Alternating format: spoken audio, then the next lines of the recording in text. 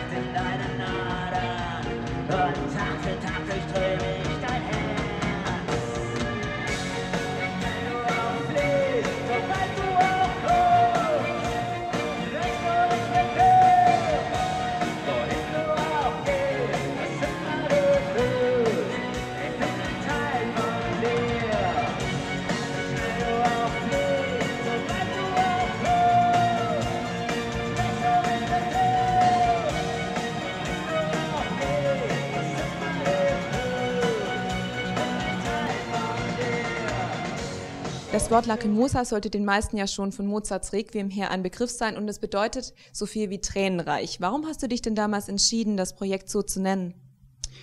Also ursprünglich hatte ich ja nicht den Plan gehabt, dass daraus so eine Band werden würde, wie sich das jetzt entwickelt hat, sondern ich wollte einfach eine Musikkassette damals aufnehmen und ein bisschen Musik machen für die Disco, in die ich halt früher immer gegangen bin, weil der Sound, der dort gelaufen ist, hat mir nicht so richtig gut gefallen. Und ja, und ich habe da die Hülle eben gemacht und habe da ein bisschen gezeichnet und so und währenddessen gerade das Requiem gehört, weil das halt eins der meiner Meinung nach großartigsten musikalischen Werke ist. Da lief gerade das Lacrimosa, ich war tief berührt und habe ich Lacrimosa draufgeschrieben. Also es war eine absolute Bauchentscheidung, was eigentlich auch richtig war, weil alles, was bei Lacrimosa dann später auch passiert ist, war immer irgendwie aus dem Gefühl und aus dem Bauch heraus und weniger aus dem Kopf. Was ist denn die Geschichte hinter eurem Logo, dem Harlekin?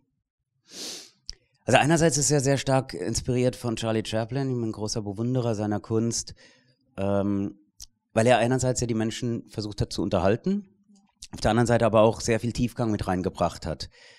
Und das ist so ein bisschen auch die Idee hinter Lacrimosa. Ich möchte die Menschen für ein paar Minuten aus ihrer Welt herausführen oder sie unterhalten, ihnen neue Impulse, Inspiration geben, aber eben nicht nur auf so einer oberflächlichen Ebene, sondern auch auf einer bisschen tiefer gehenden. Und darum hat dieser Harlekin eben kein durchweg freudiges Gesicht, dass man also schon bei dem Logo erkennt, okay, da geht es ein bisschen mehr um, als einfach nur irgendwie eine rote Nase zu haben.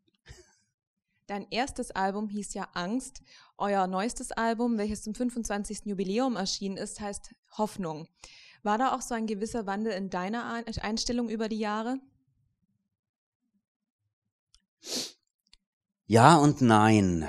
Also alles, was ich bisher gemacht habe, kommt aus meinem tiefsten Inneren. Und jetzt könnte man natürlich sagen, okay, früher Angst, heutzutage Hoffnung. Aber es ist tatsächlich so, dass eigentlich auch das erste Album schon hätte Hoffnung heißen können, weil danach strebt man ja auch in der Angst.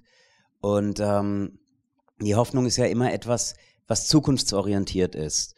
Sprich, wenn man jetzt ein Album macht, das Hoffnung heißt, heißt das nicht, alles ist gut, sondern man hat eine zukunftsorientierte Aussicht sozusagen, die man erreichen will. Und was sich definitiv geändert hat aber, um deine Frage direkt zu beantworten, die Dreistigkeit, Hoffnung zu haben, ist heutzutage bei mir größer als früher. Warum denkst du, ist das so? Na gut, es hat mit der Reife zu tun. Je älter man wird, desto weiter wird der Blick. Als ich angefangen habe, war ich 16. Da ist man sehr mit sich selbst beschäftigt.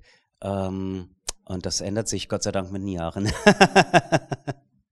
Ja, ich habe ein Interview gelesen, in dem du Hoffnung vom Sound her so ein Stück weit als die Essenz von Lacrimosa beschrieben hast.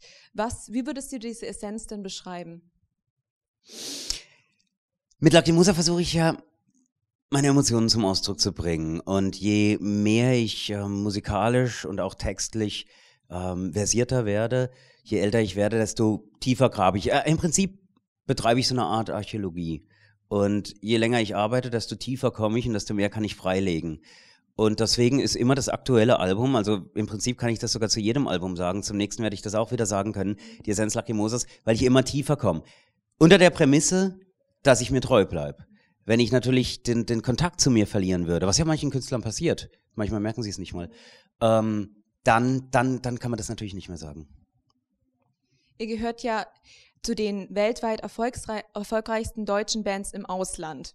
Zum Beispiel habt ihr sehr viele Fans in Russland oder in Mexiko und seid eigentlich dort ja auch erfolgreicher als hier in Deutschland. Warum denkst du, ist das denn so? Nehmen die Menschen dort eure Musik anders wahr? Ich glaube, es hat viel damit zu tun, wie die Menschen mit ihren Emotionen und Gefühlen umgehen. In Deutschland ist man eben sehr zugeknöpft. Man schämt sich fast schon dafür, wenn man irgendwie von der Musik berührt wird, wenn man Gefühle zulässt und die nach außen zeigt.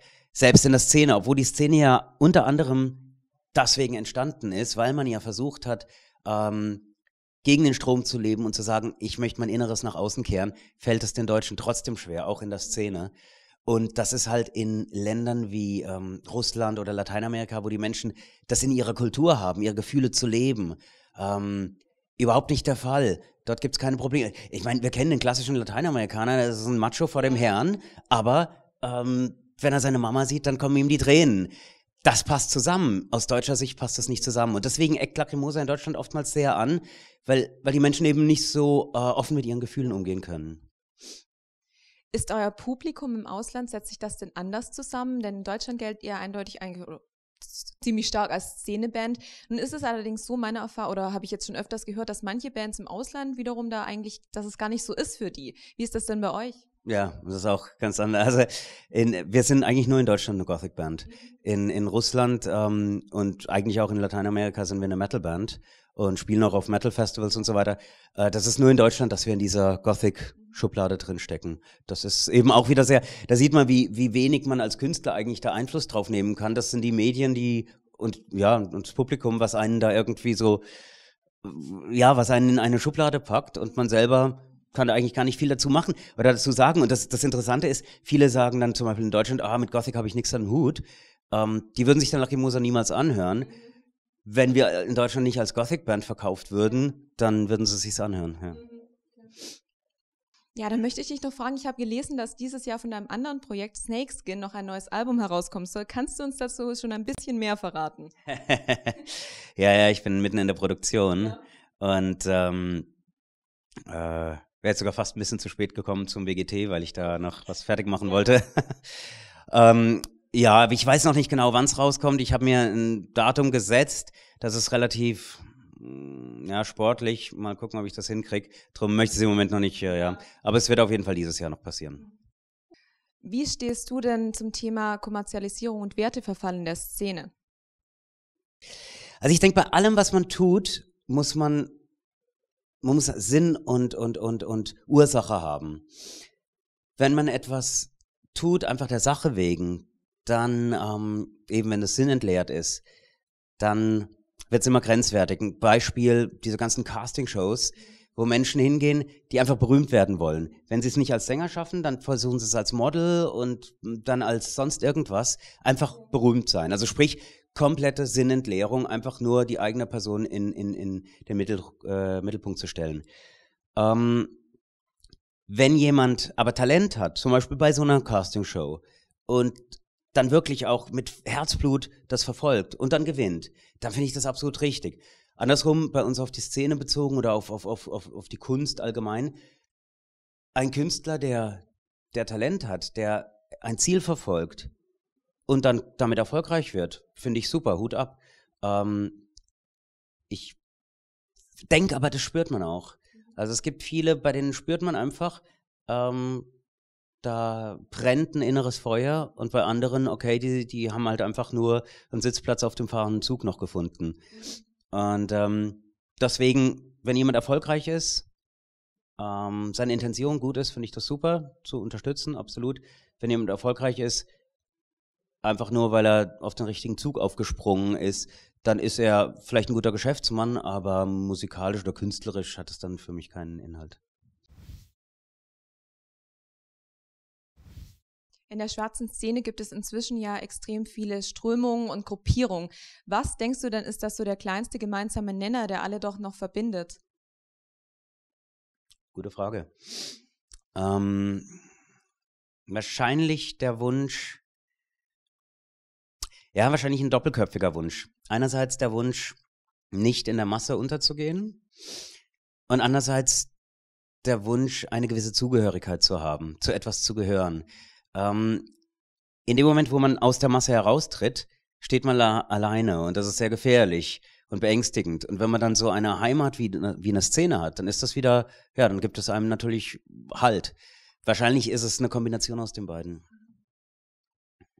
Wie hat es sich denn bei dir generell damals entwickelt, dass du dich zur schwarzen Szene hingezogen gefühlt hast? Ja, es hat leider, also mit der Musik kam das erst einen Tick später. Das war halt so ein Mädel, die mir gefallen hat und dann wollte ich halt rausfinden, warum sie immer schwarz rumläuft. Und dann bin ich da in den Clubs gegangen, wo sie hingegangen ist und hat dann auch irgendwann geklappt und so und dann hat sie mich so in die Szene eingeführt und dann habe ich es erst geschnallt, worum es da wirklich geht und das mit dem Mädel ist dann relativ schnell wieder auseinandergegangen, aber das mit der Szene eben nicht. Du hast ja mal gesagt, dass Gothic für dich durchaus eben ein Lebensgefühl ist. Kannst du das Gefühl, das da für dich dahinter steht, in ein paar Worten beschreiben? Erstens ist es eben, was ich vorhin schon ein bisschen gesagt habe, dieses nach außen kehren, das, was man in sich fühlt. Also, dass man sich nicht versteckt oder eine Fassade aufbaut, sondern dass man versucht, das, was in einem lebt und was in einem brennt, dass man das mit anderen teilt. Nicht auf eine aggressive Art und Weise, sondern auf eine selbstverständliche Art und Weise. Das ist das Erste. Das Nächste ist